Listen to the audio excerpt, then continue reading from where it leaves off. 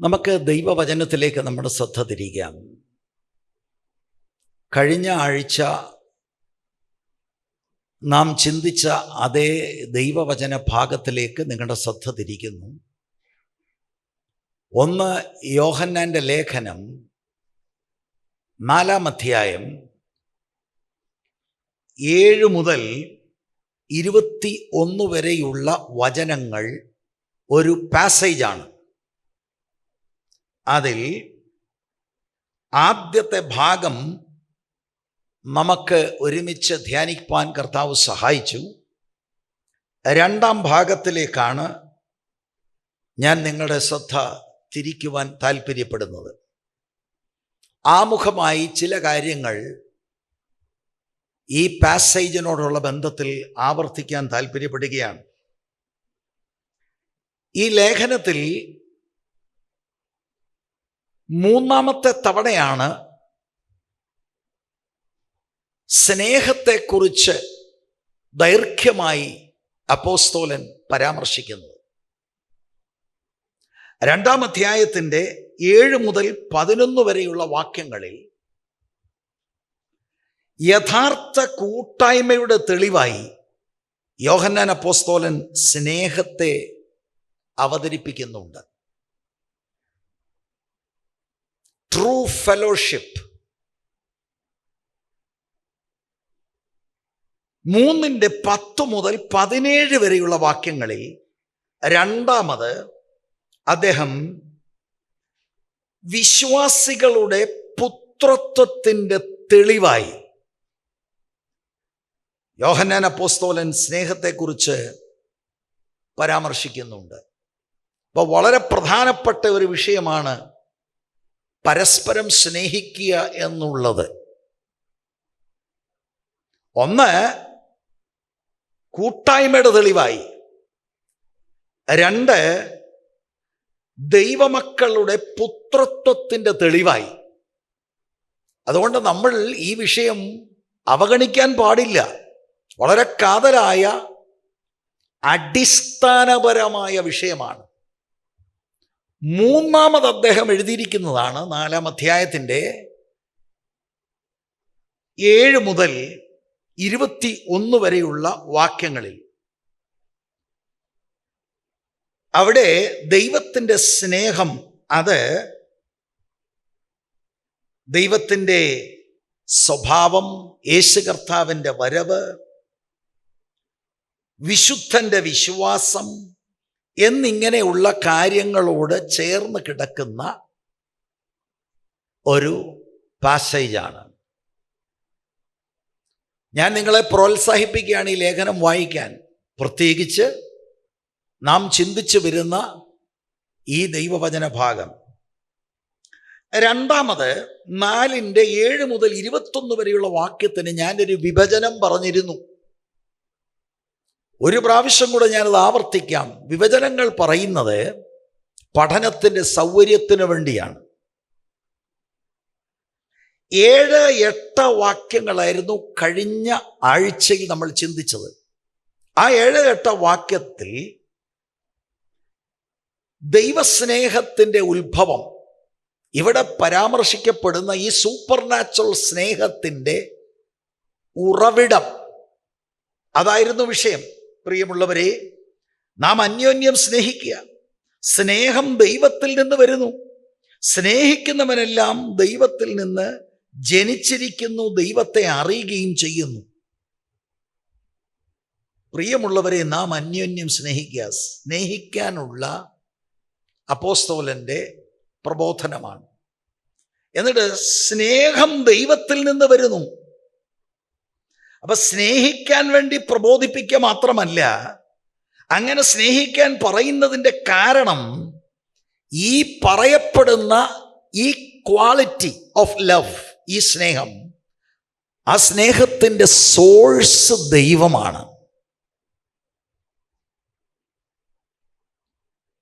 ഇത് സാധാരണ മനുഷ്യരുടെ ഇടയിൽ, അവിശ്വാസികളുടെ ഇടയിൽ കാണുന്ന സ്നേഹമല്ല.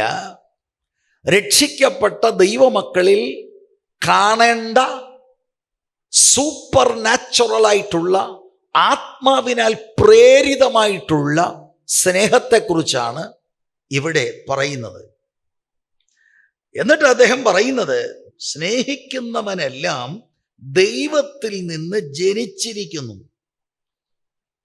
അതിൻ്റെ അർത്ഥം തുടർമാനമായി ഈ ക്വാളിറ്റിയിലുള്ള സ്നേഹം പ്രദർശിപ്പിച്ച് പരസ്പരം സ്നേഹിക്കുന്നവരാണ്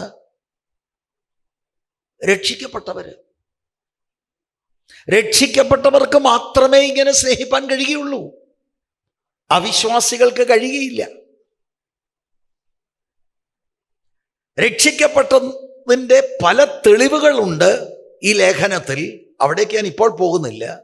അതിൻ്റെ ഒരു തെളിവ് ഇതാണ്: അവർ നിരന്തരമായി സ്നേഹിച്ചു കൊണ്ടേയിരിക്കും. Habitually loving with this kind of super natural love.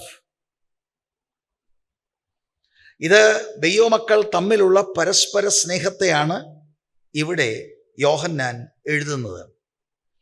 ഇതാണ് വാസ്തവത്തിൽ irrefutable evidence of the new birth. ഇത് നാം എല്ലാവരും മനസ്സിലാക്കിയിരിക്കണം. അങ്ങനെയുള്ളവർ ദൈവത്തെ അറിയുകയും ചെയ്യുന്നു എന്നാണ് വാക്യത്തിന്റെ 2-ാം ഭാഗം. സ്നേഹിക്കുന്നവനെല്ലാം ദൈവത്തിൽ നിന്ന് ജനിച്ചിരിക്കുന്നു, ദൈവത്തെ അറിയുകയും ചെയ്യുന്നു എന്ന് പറഞ്ഞാൽ വ്യക്തിപരമായി, എക്സ്പീരിയൻഷ്യലായി കർത്താവുമായി ബന്ധം അവർക്കുണ്ട്. എന്നിട്ട് 8-ാം വാക്യവും നമ്മൾ ചിന്തിച്ചതായിരുന്നു. അവിടെ സ്നേഹിക്കാത്തവൻ ദൈവത്തെ അറിഞ്ഞിട്ടില്ല. ദൈവം സ്നേഹം തന്നെ. സ്നേഹിക്കാത്തവൻ ദൈവത്തെ അറിഞ്ഞിട്ടില്ല. കാരണം ദൈവത്തിൽ നിന്നാണ് ഈ ക്വാളിറ്റി സ്നേഹം വരുന്നത്. അവ സ്നേഹിക്കാത്ത ഒരാളിന് ഒബ്വിയസ് ആണ് ഈ സ്നേഹനിധിയാകുന്ന ദൈവത്തെ വ്യക്തിപരമായി അറിയത്തില്ല. ഒരു ഭക്തൻ പറഞ്ഞിരിക്കുന്നത് അവർ ക്രിസ്ത്യാനി പോലും അല്ലെന്നാണ്. They are not even Christians. വളരെ വലിയ വലിയ ക്ലെയിമുകൾ അവർക്ക് കാണും, പക്ഷേ ഈ പറയുന്നത് പോലെയുള്ള കാര്യമൊന്നും ഇല്ല എന്നതാണ് ഒരു മനുഷ്യൻ ഇതിനെ വ്യാഖ്യാനിച്ചുകൊണ്ട് പറയുന്നത്. ഇപ്പൊ ശരിക്കുമുള്ള സാഹോദര്യ സ്നേഹം നമ്മളിൽ ഇല്ല എങ്കിൽ വ്യക്തിപരമായി ദൈവത്തെ അറിയത്തില്ല എന്ന് നമുക്കിന്ന് ബോധ്യമാകണം. നമ്മൾ അതാണ് പ്രകടിപ്പിക്കുകയും ചെയ്യുന്നത്. അപ്പം ഇത് കഴിഞ്ഞ ആഴ്ച നമ്മൾ ചിന്തിച്ചതാണ്. അടുത്ത 2 വാക്യങ്ങൾ, അതായത് 9-10 വാക്യത്തിൽ ഈ സ്നേഹത്തിൻ്റെ ഭൂമിയിലെ പ്രത്യക്ഷതയാണ്. The love of God manifested in the world. നമ്മുടെ ഇന്നത്തെ ചിന്താവിഷയം അതാണ്. എന്നിട്ട് 11 മുതൽ 21 വരെയുള്ള വാക്യങ്ങളിലെ പ്രധാന വിഷയം സ്നേഹമെന്ന ആത്മാവിൻ്റെ ഫലമാണ് വിഷയം. ഇങ്ങനെ 3ആയിട്ടാണ് ഈ പാസേജിനെ പഠന സൗകര്യത്തിനായി നാം വിഭജിക്കുന്നത്. 9-10 വാക്യങ്ങൾ ഞാൻ വായിക്കുന്നു. നമുക്ക് അത് ധ്യാനിക്കുവാനായിട്ട് സമയം എടുക്കണം. നിങ്ങളുടെ ഹൃദയങ്ങളെ അതിനായിട്ട് ഒരുക്കണം. ഓരോ വാക്കും നിങ്ങൾ ശ്രദ്ധിക്കണം. അത് നിങ്ങളുടെ ഹൃദയത്തിൽ പതിയുവാനായി ആഗ്രഹിക്കണം. പ്രാർത്ഥനയോടിരിക്കണം. നമ്മുടെ ജീവിതത്തിൽ അത് ലൈഫ് ട്രാൻസ്ഫോർമേഷനായി മാറും. നമ്മുടെ കുടുംബത്തിൽ അത് റിഫ്ലക്റ്റ് ആകും, സഭയിൽ അത് റിഫ്ലക്റ്റ് ആകും, വ്യക്തിപരമായി നമ്മുടെ ബന്ധങ്ങളിൽ അത് റിഫ്ലക്റ്റ് ആകും. നമുക്ക് ഈ വിവരം അറിയത്തില്ലെങ്കിൽ പലപ്പോഴും നമുക്കത് എക്സർസൈസ് ചെയ്യാൻ കഴിയുകയില്ല. അതുകൊണ്ട് ദൈവവചന പഠനം വളരെ സീരിയസ് ആയിട്ട് നിങ്ങൾ എടുക്കണം. 9-10 വാക്യങ്ങൾ ഞാൻ വായിക്കുന്നു. ദൈവം തൻ്റെ ഏകജാതനായ പുത്രൻ നാം അവനാൽ ജീവിക്കേണ്ടതിന് ലോകത്തിലേക്ക് അയച്ചു എന്നുള്ളതിനാൽ ദൈവത്തിന് നമ്മോടുള്ള സ്നേഹം പ്രത്യക്ഷമായി. നാം ദൈവത്തെ സ്നേഹിച്ചതല്ല, അവൻ നമ്മെ സ്നേഹിച്ച് തൻ്റെ പുത്രനെ നമ്മുടെ പാപങ്ങൾക്ക് പ്രായശ്ചിത്തമാകുവാൻ അയച്ചത് തന്നെ സാക്ഷാൽ സ്നേഹം ആകുന്നു. ഈ രണ്ട് വാക്യങ്ങളാണ് നമ്മൾ ചിന്തിക്കാൻ ആഗ്രഹിക്കുന്നത്. അപ്പൊ അപ്പോസ്തലനായ യോഹന്നാന് 7-8 വാക്യങ്ങളിൽ ഈ അത്ഭുതകരമായ സ്നേഹത്തെക്കുറിച്ച് പരാമർശിച്ചു. നമ്മളത് കഴിഞ്ഞ ഞായറാഴ്ച ചിന്തിച്ചു. പക്ഷെ ഈ സ്നേഹത്തിനൊരു നിർവചനം ആവശ്യമാണ്. ഈ സ്നേഹത്തിനൊരു വ്യക്തത ആവശ്യമാണ്. അതുകൊണ്ട് അദ്ദേഹം ഈ 9-10 വാക്യങ്ങളിൽ 2 വലിയ തെളിവുകളിൽ താൻ ശ്രദ്ധ തിരിക്കുകയാണ്. ഈ 2 തെളിവുകളിലൂടെ ദൈവത്തിൻ്റെ സ്നേഹത്തെ മനുഷ്യരോട് കമ്മ്യൂണിക്കേറ്റ് ചെയ്യുന്നത് അദ്ദേഹം വെളിപ്പെടുത്തുകയാണ്. It is only through the word of God that we can see the love of God. We can experience the love of God. വചനമറിയത്തില്ലെങ്കിൽ ദൈവം സ്നേഹമാണ് എന്ന് 8-ാം വാക്യത്തിന്റെ അവസാനവും 16-ാം വാക്യത്തിലുമുണ്ട്. പക്ഷെ how does that love look like? ആ സ്നേഹം എങ്ങനെയിരിക്കും? ബൈബിളിലെ വെളിപ്പാടിൽ നമുക്കത് മനസ്സിലാക്കാൻ കഴിയും. ബൈബിൾ അത് വെളിപ്പെടുത്തിയിട്ടുണ്ട്. ഇത് നമ്മൾക്ക് മനസ്സിലായില്ലെങ്കിൽ, ദൈവവചനത്തിലൂടെ ദൈവിക സത്യങ്ങൾ മനസ്സിലായില്ലെങ്കിൽ, ഒരുപാട് കറക്ക് കമ്പനികളുണ്ട് നമ്മളെ കറക്കും. യഥാർത്ഥ ദൈവസ്നേഹം നമുക്കിവിടെ കാണാനായിട്ട് കഴിയും. ഈ 2 വാക്യങ്ങളിലാണ് ലേഖകൻ ദൈവത്തിൽ നിന്ന് വരുന്ന സ്നേഹത്തെയും ദൈവം സ്നേഹമാണ് എന്ന് പറയുന്ന കാര്യത്തെയൊക്കെ വിശദീകരിക്കുന്നത്. അദ്ദേഹം ഇവിടെയാണ് ഇതിന് ഒരു വ്യക്തത കൊണ്ടുവരുന്നതായി നമുക്ക് കാണുവാൻ കഴിയുന്നത്. Price the Lord. ഇപ്പൊ 9-10 വാക്യങ്ങളിൽ ആദ്യം അതിൻ്റെ സമ്മറി ഞാനെന്ന് പറയാം. ദൈവസ്നേഹത്തിന്റെ യഥാർത്ഥ സ്വഭാവം വെളിപ്പെടുത്തിയിരിക്കുന്നു. അപ്പൊ യേശുക്രിസ്തുവിലൂടെയാണ് ദൈവസ്നേഹത്തിന്റെ പ്രധാന പ്രകടനം നമുക്ക് കാണാൻ കഴിയുന്നത്. അത് 2 നിലയിലാണ്. ഒന്ന്, യേശുവിൻ്റെ ജഡാവതാരം, മനുഷ്യനായി വന്ന ക്രിസ്തുവിൽ ഈ ദൈവസ്നേഹം നമുക്ക് കാണാൻ കഴിയും. 2, 10-ാം വാക്യത്തിൻ്റെ അടിസ്ഥാനത്തിൽ കാൽവറി ക്രൂശിലെ പ്രായശ്ചിത്ത മരണത്തിൽ ദൈവത്തിൻ്റെ സ്നേഹം നമുക്ക് കാണാൻ കഴിയും. ആദ്യം അതിൻ്റെ ആ സമ്മറി ഞാനെന്ന് പറഞ്ഞത്, ഓരോ വാക്കും പിന്നീട് എക്സ്പ്ലെയിൻ ചെയ്യാം. ഇവിടെ ഒരു കാര്യം ദൈവമക്കളോട് ഞാൻ പറയാം. പലപ്പോഴും ദൈവത്തിൻ്റെ സ്നേഹത്തെ നാം താൽക്കാലികമായി കിട്ടുന്ന ഭൗതിക നേട്ടങ്ങളിൽ പരിമിതപ്പെടുത്തുന്നു. അതൊക്കെ ദൈവസ്നേഹം അല്ലെന്നല്ല ഞാൻ പറയുന്നത്. നാം അവിടെ ദൈവസ്നേഹം പരിമിതപ്പെടുത്തുകയാണ്. ദൈവത്തിന് നമ്മളോടുള്ള ആത്യന്തിക സ്നേഹം ഭൂമിയിൽ തരുന്ന ഒരു വിസയോ അഡ്മിഷനോ കാറോ വണ്ടിയോ വസ്തുവോ ഇതൊന്നുമല്ല. ആത്യന്തികമായി ദൈവത്തിന്റെ സ്നേഹം ദൈവം പ്രകടിപ്പിക്കുന്നത് in the incarnation of Jesus Christ and his great work on the cross of Calvary. That's where we can witness the love of God. അല്ലാതെ വേറെ എങ്ങുമല്ല. കാറ് നമുക്ക് കിട്ടുന്നുണ്ട്, ദൈവം അത് അനുവദിച്ചതിനായി സ്തോത്രം. പക്ഷെ അത് ദൈവം ഇല്ലെന്ന് പറയുന്നവനും കാർ ഓടിക്കുന്നുണ്ട്. നമുക്ക് മാത്രമല്ല വീട്, എല്ലാവർക്കും വീടുണ്ട്, എല്ലാവർക്കും വസ്തുവുണ്ട്, ബാങ്ക് ബാലൻസ് ഉണ്ട്. ഇതൊക്കെ അനുഭവിക്കാൻ ദൈവം തന്നല്ലോ, അതോർത്ത് സ്തോത്രം. പക്ഷെ ആത്യന്തികമായ ദൈവസ്നേഹം ഇതിൽ പരിമിതപ്പെടുത്തരുത്. ആർക്കും എടുത്തു കളയാൻ കഴിയാത്ത, ആരെ കൊണ്ടും സാധിക്കാത്ത ഒരു വലിയ സ്നേഹമാണ് ക്രിസ്തുവിലൂടെ ദൈവം പ്രദർശിപ്പിക്കുന്നത്. നമുക്ക് കിട്ടിയ ദാനം നിത്യജീവൻ ആ കാൽവരി മരണത്തിലാണ് സാധ്യമായി വരുന്നത്. അത് വിശ്വസിപ്പാൻ ദൈവം നമുക്ക് തന്ന കൃപ നിമിത്തമാണ്. Praise the Lord. അപ്പൊ ദൈവ സ്നേഹത്തിൻ്റെ അനിഷേധ്യമായ തെളിവ് കർത്താവായ യേശുക്രിസ്തു മനുഷ്യനായി ഈ ലോകത്തിൽ വന്നു എന്നുള്ളതാണ് 9-ാം വാക്യത്തിന്റെ അടിസ്ഥാനത്തിൽ.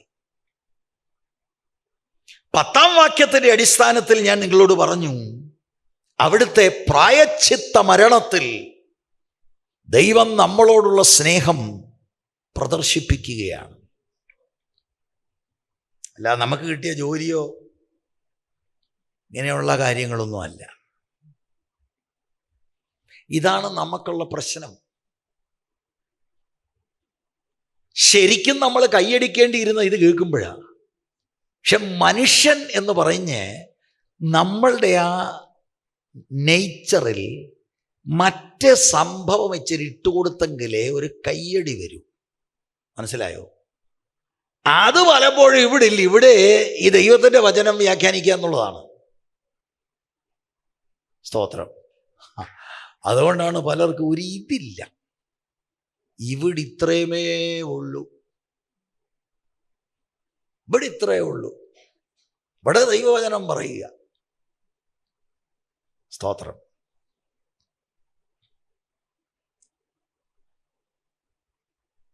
അപ്പൊ ദൈവസ്നേഹത്തിന്റെ തെളിവുകൾ 1, ആ 9-ാം വാക്യത്തിലേക്ക് നമുക്ക് വരാം. എങ്ങനെയാണത് തുടങ്ങുന്നത് നോക്കിയേ. 9-ാം വാക്യം. ദൈവം തൻ്റെ ഏകജാതനായ പുത്രനെ നാം അവനാൽ ജീവിക്കേണ്ടതിന് ലോകത്തിലേക്ക് അയച്ചു എന്നുള്ളതിനാൽ ദൈവത്തിന് നമ്മോടുള്ള സ്നേഹം പ്രത്യക്ഷമായി. അവിടെ നിർത്തണം. 10-ാം വാക്യം നമുക്ക് പിന്നെ നോക്കാം. ഇതിൻ്റെ ഓരോ വാക്കുകൾ നിങ്ങൾ നോക്കുക. ദൈവം തൻ്റെ ഏകജാതനായ പുത്രനെ, ആ പുത്രനെ അയച്ചതിലാണ് സ്നേഹം പ്രകടിപ്പിച്ചത്. ഈ ഏകജാതനായ പുത്രൻ എന്ന് പറഞ്ഞാൽ എന്താണ്? നിങ്ങളോട് ഒരാൾ ഇത് ചോദിക്കുകയാണെങ്കിൽ നിങ്ങൾ എന്ത് മറുപടി പറയും? ഒന്നാമത് ഇതെന്തല്ലെന്ന് ഞാൻ പറയാം. ഇതിൻ്റെ അർത്ഥം പിതാവ് പുത്രനെ ജനിപ്പിച്ചു എന്നല്ല. പലരും അങ്ങനെ ചിന്തിക്കാറുണ്ട്, മാനുഷികമായി ചിന്തിക്കാറുണ്ട്. ഈ വാക്ക് ഏകജാതനായ പുത്രൻ എന്ന വാക്കിൻ്റെ അർത്ഥം അതല്ല. ഇതിന്റെ മൂല ഭാഷയിൽ മൊനോഗനേസ് എന്നൊരു പദപ്രയോഗമാണ്. ഇംഗ്ലീഷിൽ ഓൺലി ബിഗോട്ടൺ എന്നൊരു പദപ്രയോഗമാണ്. അത് യോഹന്നാന്റെ സുവിശേഷത്തിൽ 4 തവണ ഈ വാക്ക് ഉപയോഗിച്ചിട്ടുണ്ട്. 1-ാം അധ്യായത്തിന്റെ 14-ാം വാക്യം, 1-ാം അധ്യായത്തിന്റെ 18-ാം വാക്യം, 3-ാം അധ്യായത്തിന്റെ 16-ാം വാക്യം, 3-ാം അധ്യായത്തിന്റെ 18-ാം വാക്യം. മൊനോഗനേസ് എന്ന പദപ്രയോഗം നിങ്ങൾക്ക് കാണാൻ കഴിയും.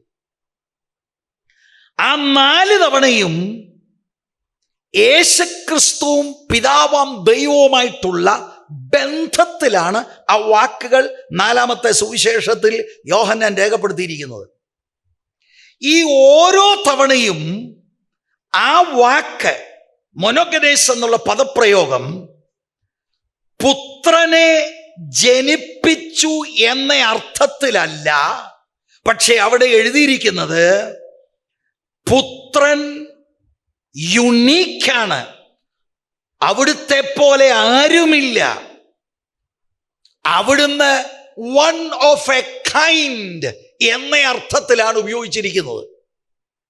വിശദീകരിക്കാം. 1-ാം അധ്യായത്തിന്റെ 14-ാം വാക്യവും 18-ാം വാക്യം. ഇവിടുത്തെ എംഫസിസ് ദൈവം പുത്രനെ ജനിപ്പിച്ചു എന്നതല്ല, പക്ഷേ യേശുവിൻ്റെ ആ യുണീക്ക് റോളാണ് പിതാവിനെ പുത്രൻ വെളിപ്പെടുത്തുന്നു എന്ന ശ്രേഷ്ഠതയാണ് ഏകജാതൻ എന്ന വാക്കിലൂടെ ആ എഴുത്തുകാരൻ കമ്മ്യൂണിക്കേറ്റ് ചെയ്യുന്നത്. 3-ാം അധ്യായത്തിന്റെ 18 ഇവിടെ ആ മോനോഗനേസ് എഴുതിയിരിക്കുന്നത്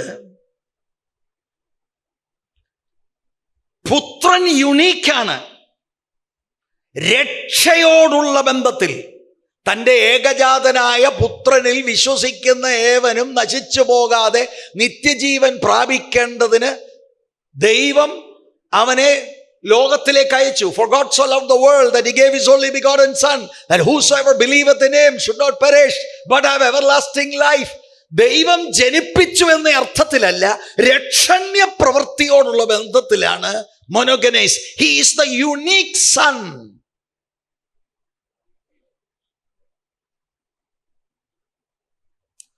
ഈ വാക്കിന്റെ അർത്ഥം, ഏകജാതൻ എന്ന വാക്കിന്റെ അർത്ഥം, ഞാൻ അവിടെ ഒരു വിശദീകരണം തന്ന വാക്കിന്റെ അർത്ഥം അതുല്യനായ ദൈവത്തിന്റെ പുത്രൻ. അവിടുത്തെ പോലെ വേറെ ആരുമില്ല. ഹി ഈസ് യുണീക്ക് എന്ന അർത്ഥത്തിലാണ്. അല്ലാതെ പിതാവ് കാലത്തിൽ എവിടെയോ പുത്രനെ മാനുഷികമായി നമ്മൾ ചിന്തിക്കുന്ന പോലെ ജനിപ്പിച്ചു എന്ന അർത്ഥത്തിലല്ല. യോഹന്നാന്റെ സുവിശേഷത്തിൽ 1-ാം അധ്യായത്തിന്റെ 1-2 വാക്യത്തിൽ തന്നെ പുത്രന്റെ പ്രീ എക്സിസ്റ്റൻസിനെ കുറിച്ചൊക്കെ യോഹന്നാൻ ഓൾറെഡി പറഞ്ഞു കഴിഞ്ഞു. ആദിയിൽ വചനമുണ്ടായിരുന്നു, വചനം ദൈവത്തോടു കൂടിയായിരുന്നു, വചനം ദൈവമായിരുന്നു, അവൻ ആദിയിൽ ദൈവത്തോടു കൂടിയായിരുന്നു. നിങ്ങൾ ശ്രദ്ധിച്ചു കാണില്ല, നിങ്ങൾ നോക്കിയ വാക്ക്, ആദിയിൽ വചനമുണ്ടായിരുന്നു. കർത്താവായ യേശുക്രിസ്തുവിനെ കുറിച്ച് പറയുകയാണെന്ന് 14-ാം വാക്യത്തിന്റെ അടിസ്ഥാനത്തിൽ നമുക്കറിയാം. ആദിയിൽ, ഇന്നലത്തെ നിത്യതയിൽ he was there. എന്നിട്ട് വചനം ദൈവത്തോടു കൂടിയായിരുന്നു.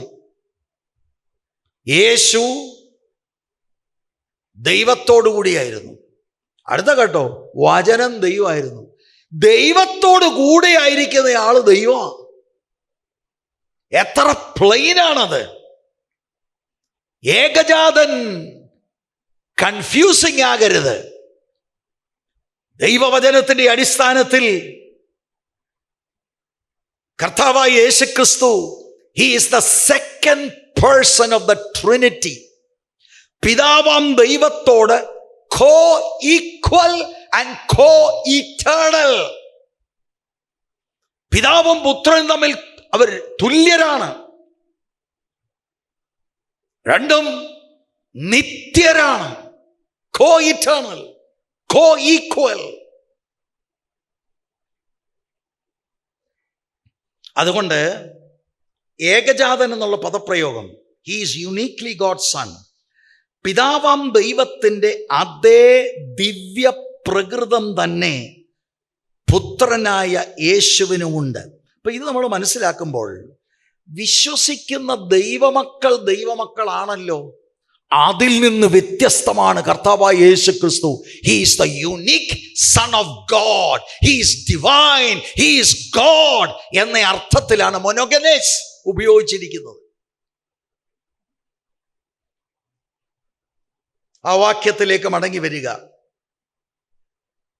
ദൈവത്തിൻ്റെ ഏകജാതനായ പുത്രനെ നാം അവനാൽ ജീവിക്കേണ്ടതിന്, യേശുവിനെ എന്തിനാണ് പിതാവാം ദൈവം ഈ ലോകത്തിലേക്ക് അയച്ചത്? അതിനൊരു ഉദ്ദേശമുണ്ട്. നാം അവനാൽ ജീവിക്കേണ്ടത് എന്ന് പറഞ്ഞാൽ അതിൽ തന്നെ അന്തർലീനമായി കിടക്കുന്നത് നാം മരിച്ചവരായിരുന്നു. കർത്താവിനെ ഈ ഭൂമിയിലേക്ക് അയച്ചത് അവനാൽ നമുക്ക് നിത്യജീവൻ, സമൃദ്ധിയായ ജീവൻ, ആത്മീക ജീവൻ ഉണ്ടാകേണ്ടതിനാണ്. അതാണ് ഉദ്ദേശം. എന്ന് പറഞ്ഞാൽ അതിൻ്റെ അർത്ഥം, നിത്യജീവൻ എന്ന വാക്കിന്റെ അർത്ഥം the life of God in the soul of man. നിത്യജീവന്റെ അർത്ഥം അത് സ്വർഗത്തിൽ ചെന്നിട്ടല്ല കിട്ടുന്നത്. ഇവിടെ ക്രിസ്തുവിൽ ഒരുവൻ ആശ്രയം അർപ്പിക്കുമ്പോൾ അവന്റെ അകത്ത് ദൈവത്തിന്റെ ജീവനാ വരുന്നത്.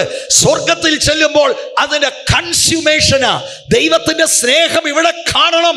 നരകത്തിലേക്ക് പോകുവാൻ വിധിക്കപ്പെട്ട നമ്മൾ, പാപസംബന്ധമായി നമ്മൾ മരിച്ചിരുന്ന നമ്മൾ, അതിക്രമങ്ങളിലും പാപങ്ങളിലും മരിച്ചവരായി നമ്മളെ അവൻ ജീവിപ്പിച്ചു. യേശു ഈ ലോകത്തിൽ വന്നു. അതവിടുത്തെ ഏകജാതനാണ് എന്ന് പറഞ്ഞാൽ വേറെ ഒരാളിനെ അല്ല പിതാവ് അയച്ചത്.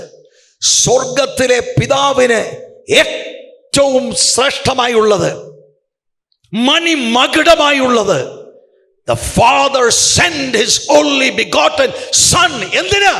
To save wretched people like us, rebellious people like us, sinful people like us, people who were at enmity with God. ഒരു വർഷിപ്പ് ലീഡറും വേണ്ട. ഈ വചനത്തിന്റെ ആഴം ഗ്രഹിച്ചാൽ തന്നെ ഇരുന്ന് നാം ദൈവത്തിന് സ്തോത്രം പറയും. അവിടുന്ന് അയച്ചതുകൊണ്ടാണ് നാം രക്ഷപ്പെട്ടത്. തന്നിൽ വിശ്വസിപ്പാനുള്ള ദൈവകൃപ തന്നതുകൊണ്ടാണ് നാം രക്ഷപ്പെട്ടത്. നാം അവനാൽ ജീവിക്കേണ്ടതിന്, ആ ജീവൻ കർത്താവായ യേശുക്രിസ്തുവിലാണ്. യോഹന്നാൻ 14:6 നിങ്ങൾക്ക് എല്ലാവർക്കും അറിയാമല്ലോ. ഞാൻ തന്നെ വഴിയും സത്യവും ജീവനുമാകുന്നു, ഞാൻ മുഖാന്തരമല്ലാതെ ആരും പിതാവിന്റെ അടുക്കൽ എത്തുന്നില്ല. അവിടുന്ന് പുത്രനായ യേശുവിനെ അയച്ചു. 1 യോഹന്നാൻ 5:11-12 ഈ നിത്യജീവൻ സൗജന്യമായി ക്രിസ്തുവിലൂടെ പിതാവാം ദൈവം നമുക്ക് ദാനമായി തരുന്നു. നമുക്ക് അത് നമ്മുടെ പ്രവർത്തനങ്ങൾ കൊണ്ട് നമുക്കത് കിട്ടുകയില്ല. Not because of our merit. 1 Yohannan 5:11-12 വാക്യം. ആ സാക്ഷ്യമോ ദൈവം നമുക്ക് നിത്യജീവൻ തന്നു, ആ ജീവൻ അവന്റെ പുത്രനിൽ ഉണ്ട് എന്നുള്ളത് തന്നെ. പുത്രനുള്ളവന് ജീവനുണ്ട്, ദൈവപുത്രൻ ഇല്ലാത്തവന് ജീവൻ ഇല്ല. നിത്യജീവൻ ഒരുപാട് പേര് ചിന്തിച്ചിരിക്കുന്നത് ക്വാണ്ടിറ്റിയാ. ഇങ്ങനെ ഒരുപാട് വർഷങ്ങൾ, അതിന് സെക്കൻഡറി ആപ്ലിക്കേഷൻ ആയിട്ട് ചിന്തിച്ചു. Primary application quality of life. നിത്യത, നിത്യം എന്ന വാക്കുകൾ ദൈവത്തിന് മാത്രമേ ഉപയോഗിക്കാൻ കഴിയുള്ളൂ. നിത്യജീവൻ ദൈവത്തിന്റെ ജീവനാണ്.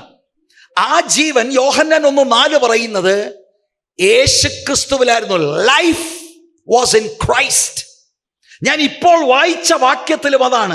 പുത്രൻ ഉള്ളവന് ജീവനുണ്ട്, ദൈവപുത്രൻ ഇല്ലാത്തവന് ജീവൻ ഇല്ല.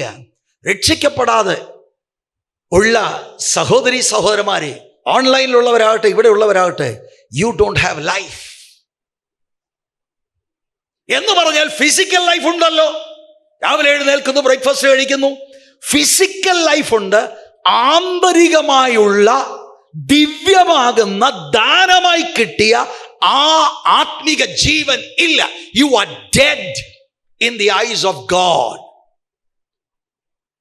രക്ഷിക്കപ്പെടുന്നതെന്ന് പറഞ്ഞത് ഒരു ചെറിയ കാര്യമല്ല, വലിയ കാര്യമാണ്. Praise the Lord. ആ വാക്യം നിങ്ങൾ ഒന്നുകൂടെ ശ്രദ്ധിക്കുക. 9-ാം വാക്യം ഒന്നുകൂടെ വായിക്കാം. ദൈവം തന്റെ ഏകജാതനായ പുത്രനെ നാം അവനാൽ ജീവിക്കേണ്ടതിന്. അവിടെ നിർത്തണം. നാം അവനാൽ ജീവിക്കേണ്ടതിന്. അപ്പൊ അവനിൽ വിശ്വസിക്കുന്ന ഏവന് നിത്യജീവൻ പ്രാപിക്കേണ്ടതിന് തന്നെ. വിശ്വസിക്കുന്നവർക്കാണ് ദാനമായിട്ട് ഈ നിത്യജീവൻ കിട്ടുന്നത്. ജീവിക്കേണ്ടതിന് തന്നെ ലോകത്തിലേക്ക് അയച്ചു. ഏതാ ഈ ലോകം? ലോകമായിരുന്നു ദൈവത്തിൻ്റെ പുത്രൻ്റെ ഡെസ്റ്റിനേഷൻ. ലോകത്തിലേക്ക് അയച്ചു. പിതാവാം ദൈവം പുത്രനെ ഈ ലോകത്തിൽ അയച്ചെന്ന് പറഞ്ഞാൽ നിങ്ങൾക്ക് ചിന്തിക്കാൻ കഴിയുമോ? അത് നമ്മുടെയൊക്കെ കൊച്ചു മനസ്സിൽ നിന്നും അതിൻ്റെ ആഴമൊന്നും മനസ്സിലാകുമെന്ന് എനിക്ക് തോന്നുന്നില്ല. എന്നാലും നമ്മുടെ ചിന്തയൊന്ന് നമ്മളൊന്ന് വിട്ടുകൊടുത്തേ. സ്വർഗ്ഗത്തിലിരിക്കുന്ന ദൈവത്തിൻ്റെ പുത്രൻ പാപമംഗലമാകുന്ന ഈ ലോകത്തിൽ ദൈവത്തോട് ശത്രുക്കളായിരിക്കുന്ന ആളുകളുടെ ഇടയ്ക്ക് പിതാവാം ദൈവം പുത്രനെ അയക്കുകയാണ്. ലോകത്തിലേക്ക് അയച്ചു. ലോകത്തിലേക്ക്.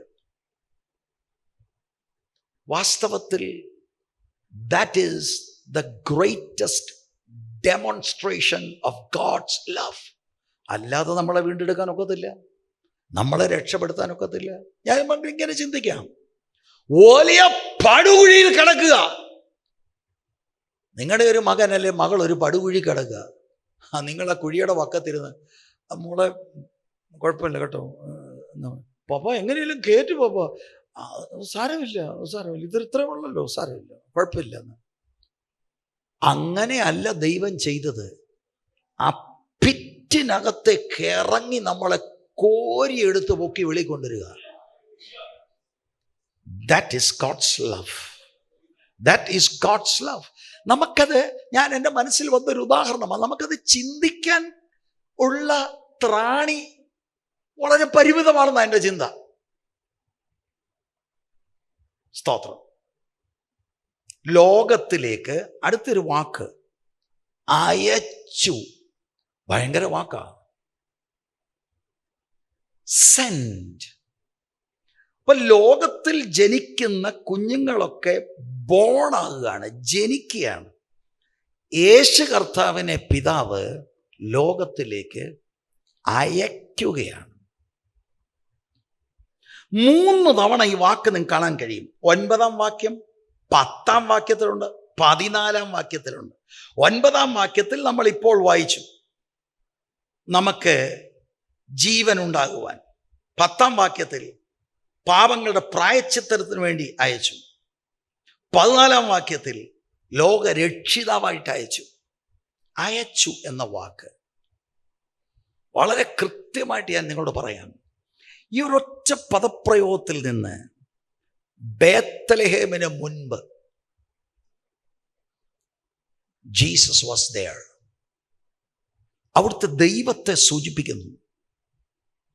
യോഹന്നാൻ 3:13, 6:33, 6:41, 42, 50, 51 ഈ പദപ്രയോഗങ്ങൾ, ഈ വാക്യങ്ങളിൽ ഒരു പദപ്രയോഗം, ഞാൻ സ്വർഗത്തിൽ നിന്ന് ഇറങ്ങി വന്നിരിക്കുന്നു. അപ്പൊ ലോകത്തിലേക്ക് അയച്ചു എന്ന് പറയുമ്പോൾ കർത്താവിൻ്റെ വാമൊഴിയിൽ സ്വർഗത്തിൽ നിന്ന് അവിടുന്ന് ഇറങ്ങി വന്നിരിക്കുന്നു. യേശുക്രിസ്തുവിൻ്റെ പ്രീ എക്സിസ്റ്റൻസിനെ സൂചിപ്പിക്കുക. അവിടുന്ന് ദൈവം, അവിടുന്ന് ഇന്നലത്തെ നിത്യത മുതലുണ്ട്. പിതാവാം ദൈവം അവിടുത്തെ പുത്രനെ നമ്മുടെ രക്ഷയ്ക്ക് വേണ്ടി അയക്കുകയാണ്. ഒരു വാക്യം ഞാൻ വായിക്കാം. യോഹന്നാൻ 16:28, ഞാൻ പിതാവിൻ്റെ അടുക്കൽ നിന്ന് പുറപ്പെട്ട് ലോകത്തിൽ വന്നിരിക്കുന്നു, പിന്നെയും ലോകത്തെ വിട്ട് പിതാവിൻ്റെ അടുക്കൽ പോകും. ഹോ, വെരി ക്ലിയർലി ജീസസിന്റെ ഡിവിനിറ്റി, ഡീറ്റി എത്ര സ്പഷ്ടമായിട്ടാണ് അപ്പോസ്തലനായ യോഹന്നാൻ ഇവിടെ പറയുന്നത്. ലോകത്തിലേക്ക് അയച്ചു.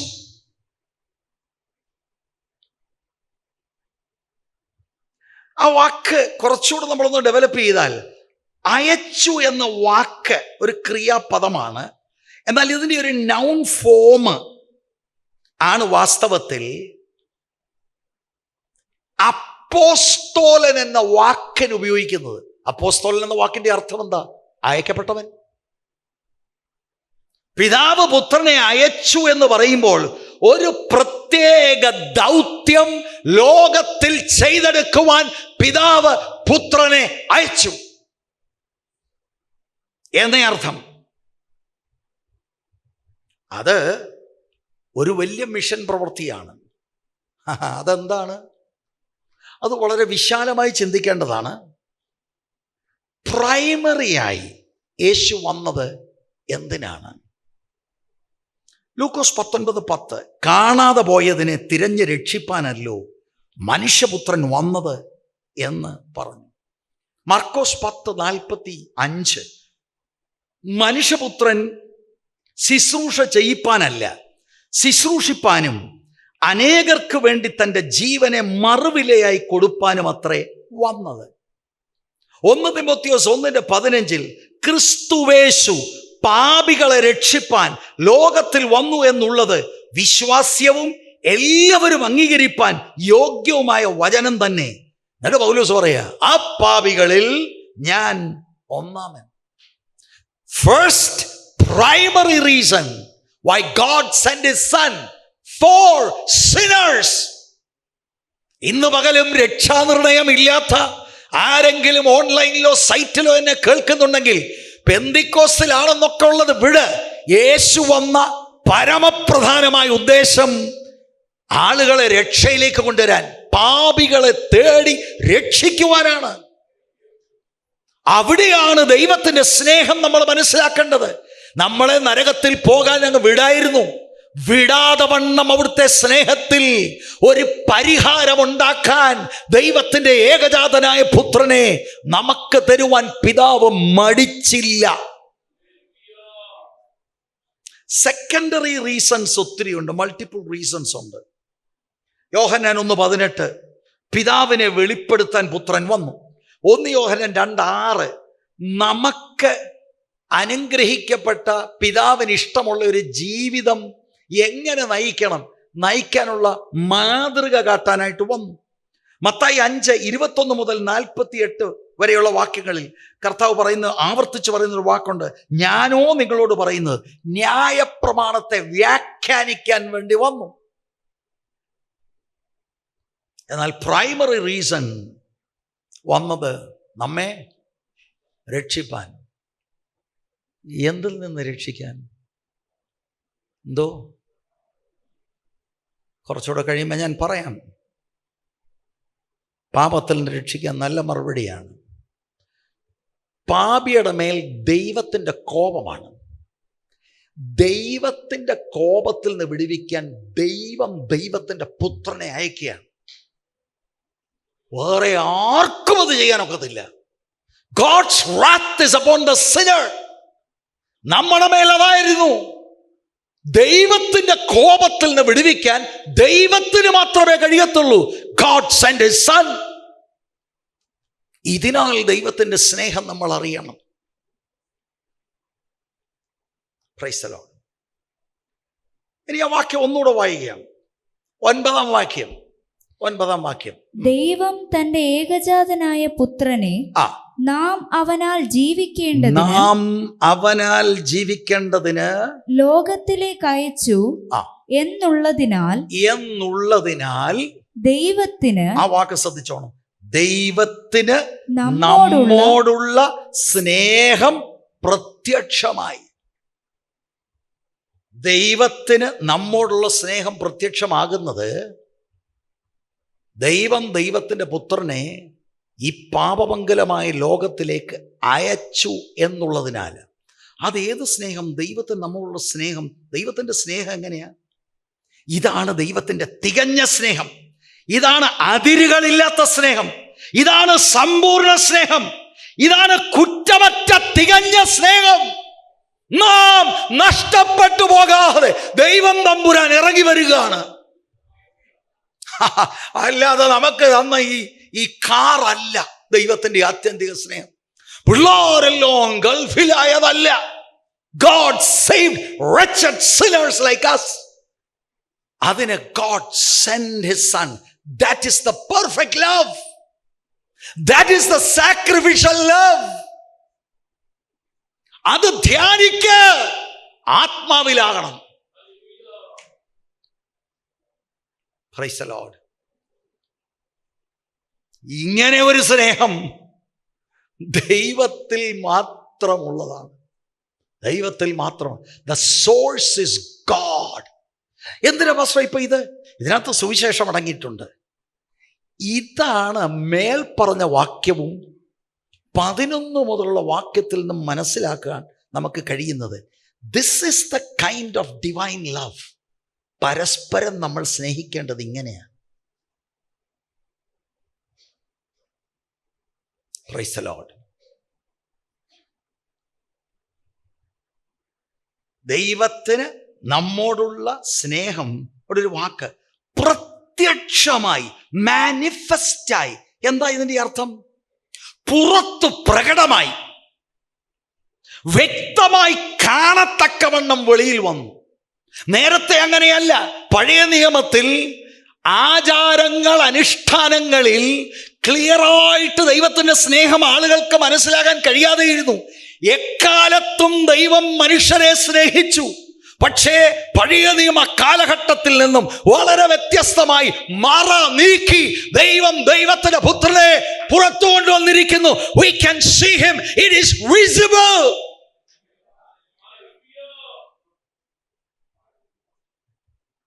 അതിന്റെ അർത്ഥം ഹൈഡ് അല്ലെങ്കിൽ മറയ്ക്കുക, രഹസ്യമാക്കുക എന്നിതിൻ്റെ വിപരീതമാണ് പുറത്തു കൊണ്ടുവരിക, ക്ലിയറായിട്ട് കാണത്തക്കവണ്ണം. ഈ ദൈവസ്നേഹം മാനിഫെസ്റ്റായി. ഇവിടെ യോഹന്നാൻ വളരെ കൃത്യമായി വിരൽ ചൂണ്ടുന്നത് ചരിത്രത്തിലെ ഒരു ഡെഫിനിറ്റ് ആയിട്ടുള്ള ഒരു സംഭവമുണ്ടായി. ദൈവം മനുഷ്യവേഷത്തിൽ, ദൈവത്തിന്റെ പുത്രൻ ഇൻകാർണേറ്റഡ് ആയി, ആ പ്രധാനപ്പെട്ട ചരിത്ര സംഭവത്തെ വിരൽ ചൂണ്ടുകയാണ്. God sent his son.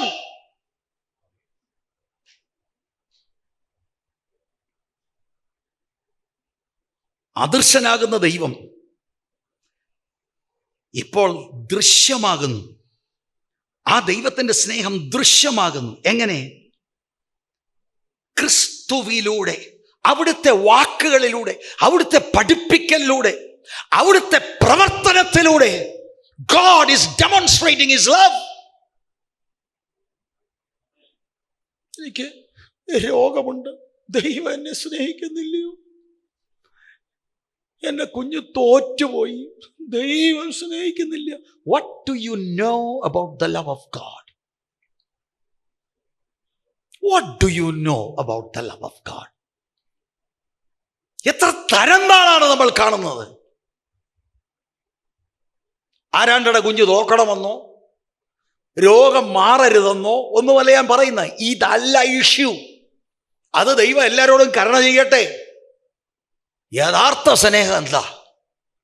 അത് മനസ്സിലാകുമ്പോഴാണ് ഭൗമികമായ എൻ്റെ ജീവിതത്തിൽ നാട്ടുകാർ കാണുകെ ഞാനൊരു പണക്കാരനാകുന്നില്ലെങ്കിലും എനിക്ക് വേറെ ഏതോ വലിയ കാര്യങ്ങളൊക്കെ സംഭവിച്ച് നാട്ടുകാർക്ക് അന്തം വിടത്തക്കവണ്ണം ഭൗതിക മണ്ഡലത്തിലൊന്നും സംഭവിക്കുന്നില്ല എങ്കിലും God's love towards a wicked, wretched sinner ഒരിക്കലും മാറുന്നില്ല. God gave his son. Praise the Lord. Hallelujah. അല്ലാതെ കാറ് കിട്ടിയില്ല, വീട് കിട്ടിയില്ല, പിള്ളേർ തോറ്റു, ഇങ്ങനെയാന്നേ ഞാൻ എങ്ങനെയാ പോകുന്നത്? ഇത് അതാ ഞാൻ പറഞ്ഞത്. പുസ്തകത്തിൽ നിന്ന് കാര്യം മനസ്സിലായില്ലെങ്കിൽ കറക്ക് കമ്പനികൾ കറക്കിയെടുത്തതിനെ മലർത്തി അടിക്കും. Praise the Lord. എന്തൊരു സ്നേഹം! ആ സ്നേഹം കാൽവറി ക്രൂശിൽ എനിക്ക് പകരക്കാരനായി യാഗമാകുവാൻ മതിയായ സ്നേഹമായിരുന്നു. Praise the Lord. ശരിക്കും ഈ വചനം കർത്താവായ യേശു ക്രിസ്തുവിന്റെ ജനനം, ശുശ്രൂഷ, മരണം, ക്രൂശ്, ഉയർത്തെഴുന്നേൽപ്പ്, ഇതെല്ലാം കൂടെ സമ്മറൈസ് ചെയ്യുന്ന കർത്താവിൻ്റെ ആ ഒന്നാം വരവിലെ ഒരു സമ്മറി നമുക്കിതിനകത്ത് കാണാൻ കഴിയും. ഇതുപോലെ ദൈവത്തിൻ്റെ സ്നേഹം ഒരിക്കലും പ്രദർശിപ്പിക്കപ്പെട്ടിട്ടില്ല. ഇതിനേക്കാൾ വലിയ സ്നേഹം വേറെ ഇല്ല. പിതാവാം ദൈവം പുത്രനെ ആളുകളുടെ ആത്മരക്ഷയ്ക്ക് വേണ്ടി അയച്ചു. അവിടുന്ന് ഹെൽ ബൗണ്ടായിട്ടുള്ള പാപികളായ നമ്മൾക്ക് വേണ്ടി അവിടുത്തെ ജീവനെ യാഗമാക്കി. ആ ഒരൊറ്റ കാര്യത്തിൽ നിങ്ങൾക്ക് മനസ്സിലാവും how much he values us. അല്ലേ? ദൈവത്തിൻ്റെ സ്വന്തം സാദൃശ്യത്തിലും സ്വരൂപത്തിലും സൃഷ്ടിക്കപ്പെട്ട മനുഷ്യനെ ദൈവം എത്രമാത്രം വാല്യൂ ചെയ്യുന്നു, സ്നേഹിക്കുന്നു എന്നുള്ളത് നമുക്കതിനകത്ത് മനസ്സിലാക്കാൻ കഴിയും. ഈ പ്രത്യക്ഷനായി എന്ന വാക്ക് യോഹന്നാൻ ഈ ലേഖനത്തിൽ മറ്റ് രണ്ടിടത്ത് ഉപയോഗിച്ചിരിക്കുന്നത് ഞാനൊന്ന് വായിച്ച് കേൾപ്പിക്കാം. 3-ാം അധ്യായത്തിൻ്റെ 5-ാം വാക്യം, പാപങ്ങളെ നീക്കുവാൻ അവൻ പ്രത്യക്ഷനായി എന്ന് നിങ്ങൾ അറിയുന്നു, അവനിൽ പാപമില്ല. 3-ന്റെ തന്നെ 8-ാം വാക്യം, പാപം ചെയ്യുന്നവൻ പിശാചിന്റെ മകനാകുന്നു, പിശാച് ആദി മുതൽ പാപം ചെയ്യുന്നുവല്ലോ, പിശാചിന്റെ പ്രവൃത്തികളെ അഴിപ്പാൻ തന്നെ ദൈവപുത്രൻ പ്രത്യക്ഷനായി. അതെല്ലാം അക്കംപ്ലിഷ്ഡ് ആയത് on the cross of Calvary. Hallelujah. 10-ാം വാക്യം, നാം ദൈവത്തെ സ്നേഹിച്ചതല്ല, അവൻ നമ്മെ സ്നേഹിച്ച് തൻ്റെ പുത്രനെ നമ്മുടെ പാപങ്ങൾക്ക് പ്രായശ്ചിത്തം ആകുവാൻ അയച്ചത് തന്നെ സാക്ഷാൽ സ്നേഹമാകുന്നു. സാക്ഷാൽ സ്നേഹം, റിയൽ ട്രൂ ഒത്തന്റിക് ലവ്. നാം ദൈവത്തെ സ്നേഹിച്ചതല്ല, അവൻ നമ്മെ സ്നേഹിച്ചു. ഇതിന്റെ അർത്ഥം എന്താ? 19-ാം വാക്യത്തിൽ അതിൻ്റെ ഒരു ക്ലാരിഫിക്കേഷൻ, അവൻ ആദ്യം നമ്മെ സ്നേഹിച്ചത് കൊണ്ട് നാം സ്നേഹിക്കുന്നു. അതതിൻ്റെ അർത്ഥം. ഇത് കൃത്യമായിട്ട് ഓർത്തോണം. ഇവിടെ ഒത്തിരി പേര് വലിയ സാക്ഷ്യങ്ങളൊക്കെ പറയുമ്പോൾ, ഞാൻ സത്യാന്വേഷിയായിരുന്നു, മലകൾ താണ്ടി പള്ളികൾ താണ്ടി ഞാൻ ദൈവത്തെ അന്വേഷിക്കുകയായിരുന്നു. ചുമ്മായിരി. നമ്മൾ അങ്ങനൊന്നും അന്വേഷിക്കുന്നവരല്ല. ദൈവമാണ് നമ്മളെ അന്വേഷിച്ചത്. അവൻ ആദ്യം നമ്മളെ സ്നേഹിച്ചത് കൊണ്ട് നാം പ്രതികരിച്ചതിനോട് റെസ്പോണ്ട് ചെയ്തു. അല്ലാതെ നാം ഇങ്ങനെ മുൻകൈയെടുത്ത് സ്നേഹിച്ചപ്പോൾ ദൈവം കുറച്ചു നാളാകുന്നല്ലോ, പള്ളിയിലൊക്കെ വരുന്നല്ലോ എന്നപ്പോ നോ. ദൈവത്തിന്റെ സ്നേഹം മനസ്സിലാക്ക്. നമ്മളല്ല ദൈവത്തെ ആദ്യം സ്നേഹിച്ചത്, ദൈവം ആദ്യം നമ്മളെ സ്നേഹിച്ചു. നാം ആ സ്നേഹത്തോട് പ്രതികരിച്ചു. ഞാൻ ഇങ്ങനെ പറയാം, അതിനും തമ്പുരാൻ കൃപ തന്നു. അപ്പൊ ഇവിടെ നമ്മൾ കാണുന്നത് ദൈവമാണ് ഈ സ്നേഹിക്കാൻ മുൻകൈ എടുക്കുന്നത്. ദൈവമാണ് ഇതിൻ്റെ തുടക്കക്കാരൻ. ദൈവം നമ്മെ നിരന്തരമായി പിന്തുടരുകയായിരുന്നു. നിരന്തരം pursuing us. സ്കൂൾ കാലഘട്ടത്തിൽ pursued us, college days pursued us, non-stop he's after us. ഏതോ ഒരു കാലഘട്ടത്തിൽ റെസ്പോണ്ട് ചെയ്യാനുള്ള കൃപയും ദൈവം തന്നു. Price the Lord. ഇന്നലെ ഞാൻ കൺവെൻഷനിൽ ഒരു ഉദാഹരണം പറഞ്ഞത് എൻ്റെ ഓർമ്മയിലേക്ക് പെട്ടെന്ന് വരികയാണ്. ഒരു രാജ്യത്തിൽ കുലക്കുറ്റത്തിന് വിധിക്കപ്പെട്ട് തടവിലായിരിക്കുക, വധശിക്ഷ കൊടുത്തിരിക്കുന്ന ഒരു മനുഷ്യൻ. ആ മനുഷ്യനെ കാണാൻ സൺഡേ സ്കൂൾ ടീച്ചർ എന്നും ഒരു സാറ് സുവിശേഷം പറയാൻ. അപ്പൊ സൺഡേ സ്കൂളിൽ എന്തായിരുന്നു പരിപാടി? സുവിശേഷം പറയായിരുന്നു. പക്ഷേ സൺഡേ സ്കൂളൊക്കെ കഴിഞ്ഞ് അദ്ദേഹം നാട് വിട്ടു. ഒടുവിൽ അദ്ദേഹം എങ്ങനെ കാരാഗ്രഹത്തിലായി. സാറ് പിന്നെയും തുടരുക. കുറച്ച് സമയം സംസാരിച്ചപ്പോൾ കുറ്റവാളി ചോദിച്ചു, സാറപ്പോൾ എന്നെ വിടത്തില്ലല്ലയോ? അദ്ദേഹം ഒന്ന് പുഞ്ചിരിച്ച് ഒരു പുതിയ നിയമം കൊടുത്തു, വായിക്കണം എന്ന് പറഞ്ഞ് കൊടുത്തു. ഞാൻ ആ മനുഷ്യരെയൊക്കെ ഓർക്കുക, ഇങ്ങനെയൊക്കെയുള്ള മനുഷ്യർ ഭൂമിയിലുണ്ടല്ലേ. After the people, let me put it in context, God was pursuing him. സ്തോത്രം. അവർ തമ്മിൽ പിരിഞ്ഞു. ചില നാളുകൾ, ഏറിയ നാളുകൾ എടുത്തു. ഇടയ്ക്കിടയ്ക്ക് കത്ത് വന്നപ്പോൾ സാറിന് മനസ്സിലായി ഇവൻ്റെ ജീവിതത്തെ ഇവൻ കർത്താവിനായി കൊടുത്തു. പുതിയ നിയമം വായിച്ചതാ, നടന്ന സംഭവം കേട്ടു. കുറച്ച് നാൾ കഴിഞ്ഞ് അടുത്തൊരു കത്ത് വന്നു. അടുത്ത കത്തിൽ എഴുതിയിരിക്കുന്നു, സാറേ ഈ കത്ത് കിട്ടുമ്പോഴേക്കും ഞാൻ മരിക്കും, കാരണം എൻ്റെ സമയം അടുത്തു കഴിഞ്ഞു. പക്ഷെ സാർ ഒരു കാര്യം അറിയണം, സാർ തന്ന ആ പുതിയ നിയമം വായിച്ച് എൻ്റെ ജീവിതം ഞാൻ കർത്താവിന് സമർപ്പിച്ചത് മാത്രമല്ല, 47 പേരെ ഞാൻ ക്രിസ്തുവിനായി നേടി. കാരാഗ്രഹത്തിൽ കിടക്കുന്ന കൊലപ്പുള്ളികൾ 47 പേരെ നേടി. സ്തോത്രം.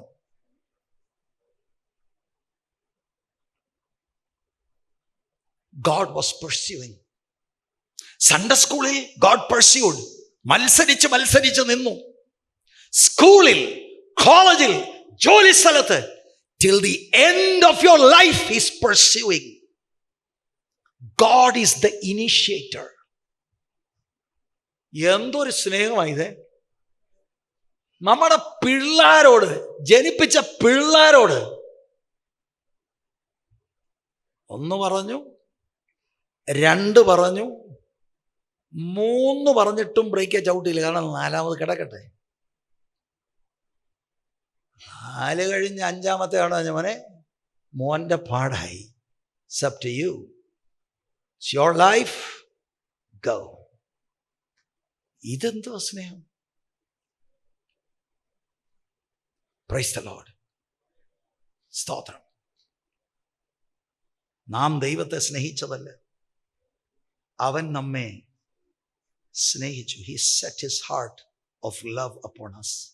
ഒരു ചോദ്യം, അല്ല, എന്നാ ഈ സ്നേഹം തുടങ്ങിയത്? സൺഡേ സ്കൂളെന്ന് പറഞ്ഞു, സ്കൂളെന്ന് പറഞ്ഞു, കോളേജ് എന്ന് പറഞ്ഞു, എന്നാ ഈ സ്നേഹം തുടങ്ങിയത്? എഫേസ്യ ലേഖനം 1:4-5 വാക്ക്, നാം തൻ്റെ സന്നിധിയിൽ വിശുദ്ധരും നിഷ്കളങ്കരും ആകേണ്ടതിന് അവൻ ലോകസ്ഥാപനത്തിന് മുൻപേ നമ്മെ അവനിൽ തിരഞ്ഞെടുക്കുകയും തിരുഹിതത്തിൻ്റെ പ്രസാദപ്രകാരം യേശുക്രിസ്തു മുഖാന്തരം നമ്മെ ദത്തെടുക്കേണ്ടതിന്. ലോകസ്ഥാപനത്തിന് മുൻപ് നമ്മളെ നോട്ടമിട്ടതാണ്, അവളെ സ്നേഹിക്കാൻ. ഈ സ്നേഹമൊന്നും നമ്മളെ കൊണ്ട് നമുക്ക് ചിന്തിച്ചാൽ മനസ്സിലാകുമോ? സ്തോത്രം. നമുക്ക് വർഷിപ്പ് ലീഡർ വന്ന് നമ്മളെ ഒന്ന് വർഷിപ്പ് ചെയ്യടാ, വേണ്ട, ഇതൊന്ന് ചിന്തിച്ചാൽ മതി.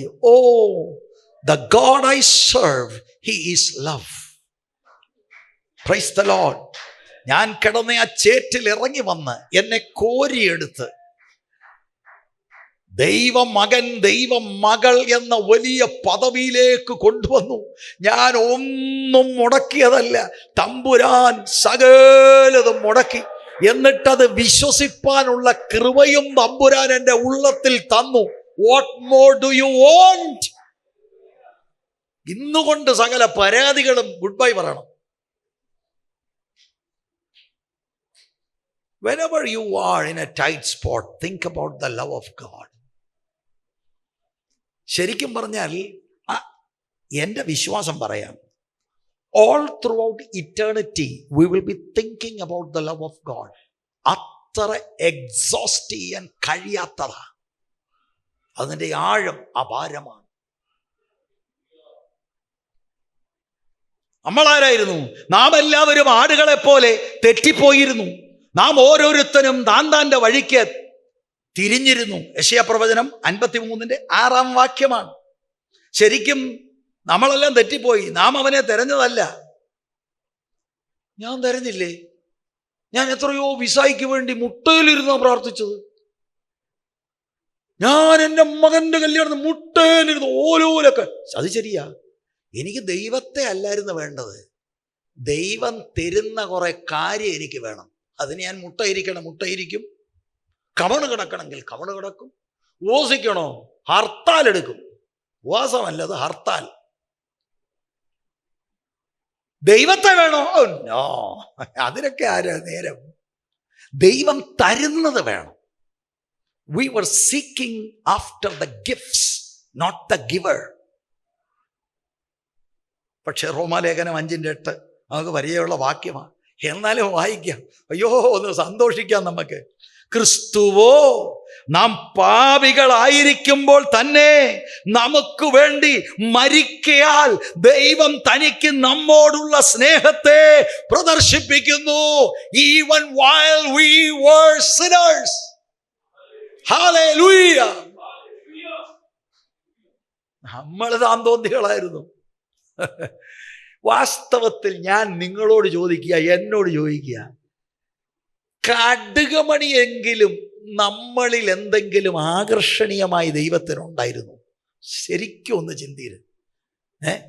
എൻ്റെ വിചാരം എല്ലാവരും അത് സമ്മതിക്കുമെന്നും അതിനെ ചിലർക്ക് തോന്നിയേക്കാം, അല്ല ഞാൻ വലിയ വീട്ടിലെ വലിയ മോൻ്റെ വലിയ എന്നാ വലിയതാന്നേലും എൻ്റെ അച്ചാച്ചോ, ആകർഷണീയമായി നമ്മളിൽ എന്തെങ്കിലും ഒരു ഗുണമോ മണമോ ഉണ്ടായിരുന്നോ?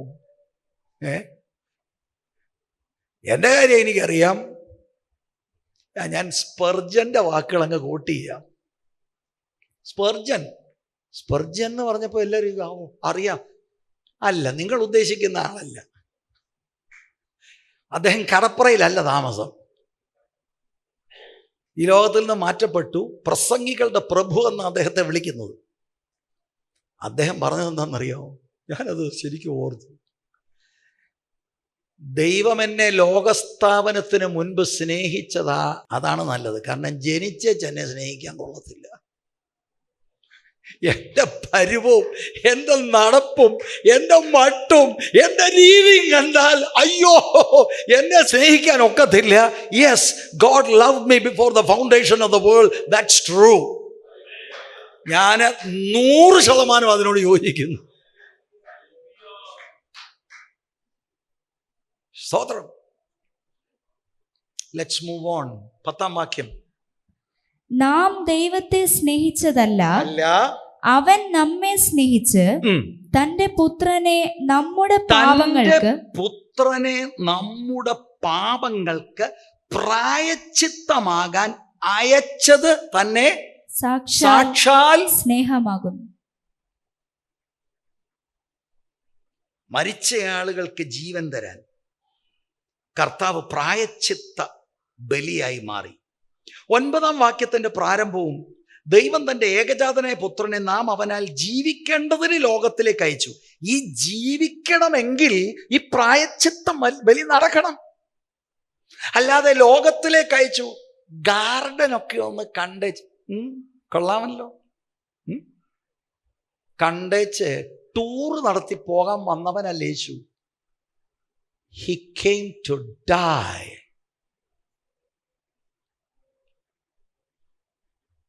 നമ്മുടെ പാപങ്ങൾക്ക് പ്രായശ്ചിത്തമാകാൻ. അപ്പൊ ഇതാണ് രക്ഷയുടെ മിഷൻ. നമ്മൾ സാധാരണയായിട്ട് ഉപയോഗിക്കുന്നൊരു വാക്കല്ല ഈ പ്രായശ്ചിത്തം എന്ന വാക്ക്. ഇവിടെയുള്ളവർക്ക് ഏകദേശം അതറിയാം എന്ന് ഞാൻ ചിന്തിക്കുന്നു. എന്നാൽ വിഷയത്തോടുള്ള ബന്ധത്തിൽ എനിക്കിത് പറഞ്ഞേ ഒക്കൂ, പറയണം. ഇത് ആവർത്തിച്ച് കേൾക്കണം. എനിക്കിത് ആവർത്തിച്ച് പറയാൻ ഇഷ്ടമാണ്. ഇത് ആവർത്തിച്ച് നമ്മൾ കേൾക്കണം. ഇതായിരിക്കണം നമ്മളെ ആരാധനയിലേക്ക് മോട്ടിവേറ്റ് ചെയ്യേണ്ടത്. പ്രായശ്ചിത്തം എന്ന ആ വാക്കിൻ്റെ അർത്ഥം തൃപ്തിപ്പെടുത്തുക എന്ന് പറഞ്ഞാൽ എന്താണ് ഇവിടെ ഉദ്ദേശിക്കുന്നത്? ഞാൻ നേരത്തെ സൂചിപ്പിച്ചതുപോലെ പാപികളോട് ദൈവത്തിൻ്റെ കോപമാണ്. ആ കോപം കർത്താവിൻ്റെ മേൽ എടുത്തു. കർത്താവ് തൻ്റെ ശുശ്രൂഷയിൽ ആ കോപത്തെ ശമിപ്പിച്ചു കാൽവറിയിൽ. അത് ശമിപ്പിക്കപ്പെടാതെ we cannot be forgiven by a holy God. നമ്മളെ ഒരു കാര്യം വളരെ വ്യക്തമായിട്ട് എല്ലാവരും മനസ്സിലാക്കണം. നമ്മുടെ ഇടയിൽ ഒരു പറച്ചിലുണ്ട്, ബ്രദറെ, ദൈവം പാപികളെ സ്നേഹിക്കുന്നു, പാപത്തെ ദൈവം വെറുക്കുന്നു. വേദോസ്തവം പറയുന്നത് പാപികളെയും ദൈവം വെറുക്കുന്നെന്നാ. സങ്കീർത്തനം 5, 7, 9 ഇവിടെ എല്ലാം ഇത് എഴുതിയിട്ടുണ്ട്. God hates sinners. ഞാൻ നിങ്ങളോട് ചോദിക്കട്ടെ, നരകത്തിൽ വിടുന്നത് പാപത്തെ മാത്രമാണോ? പാപിയും വിടുമോ? എന്തോ പാപിയും വിടും.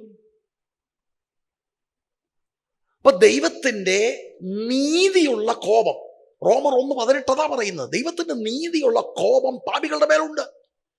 പാപികളെ ദൈവം ന്യായം വിധിക്കും.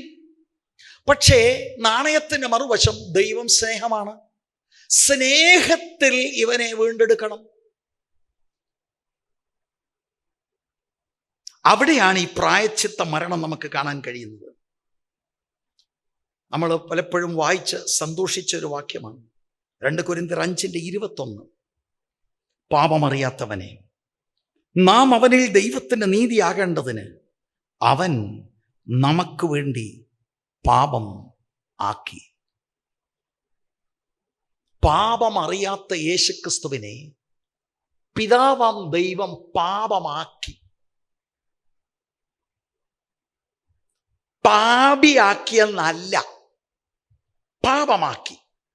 അതിൻ്റെ അർത്ഥം യെശയ്യാ പ്രവചനം 53:6 രണ്ടാം ഭാഗം, നമ്മുടെ അകൃത്യം അവന്റെ മേൽ ചുമത്തി. This is the great work that Jesus did on the cross. പിതാവാം ദൈവത്തിന്റെ കോപം എനിക്ക് നേരെ ഉണ്ട്. ആദാം പാപം ചെയ്തത് നിമിത്തം മനുഷ്യരാശിയിൽ മുഴുവനും ആ പാപം കടന്നു. In the eyes of a holy God, we are sinners, damned to go to hell.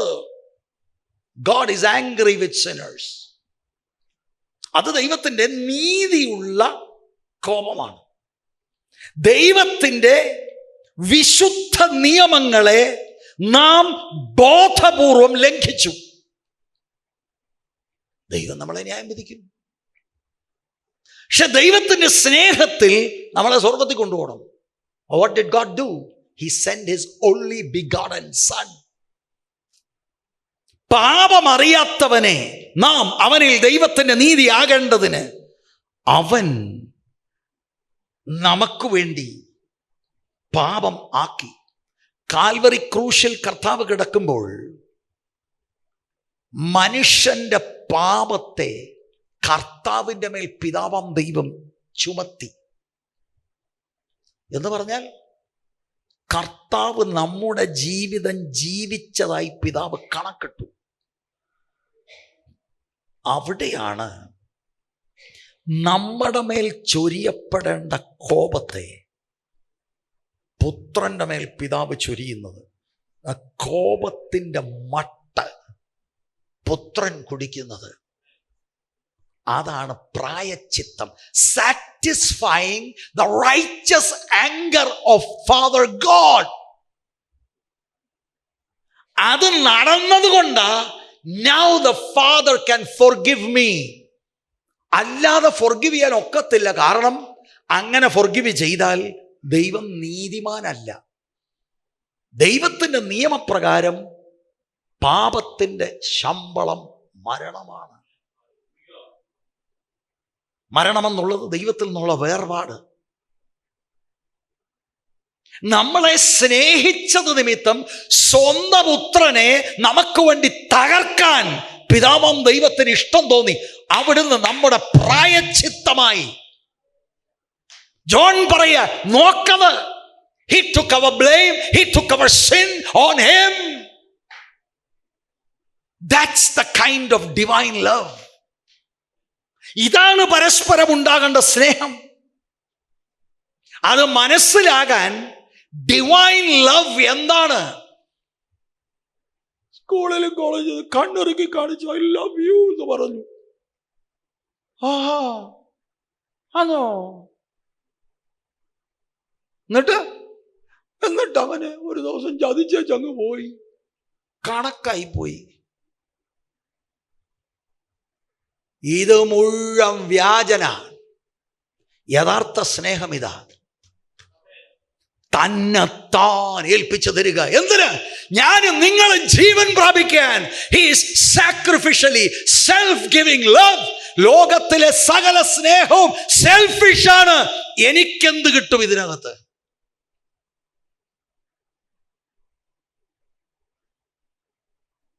ദൈവത്തിൻ്റെ സ്നേഹം അങ്ങനത്തെ സ്നേഹമല്ല. സഹോദരി സഹോദരന്മാർ തമ്മിലുള്ള സ്നേഹത്തിലും അതാണ്. എനിക്കിതിനകത്ത് എന്ത് കിട്ടും? അത് ഈ ലോകത്തിൻ്റെ സിസ്റ്റമാണ്. Selfish love. ദൈവത്തിൽ കാണുന്നത് സെൽഫ് ഗിവിങ് ലവ്. നേടാൻ വേണ്ടി പരിധികളില്ലാതെ അവിടുന്ന് സ്നേഹിക്കാൻ. Giving his only son for us. ദൈവത്തിൻ്റെ നീതിയിലുള്ള ദൈവത്തിൻ്റെ കോപത്തെ പുത്രൻ ശമിപ്പിച്ചു.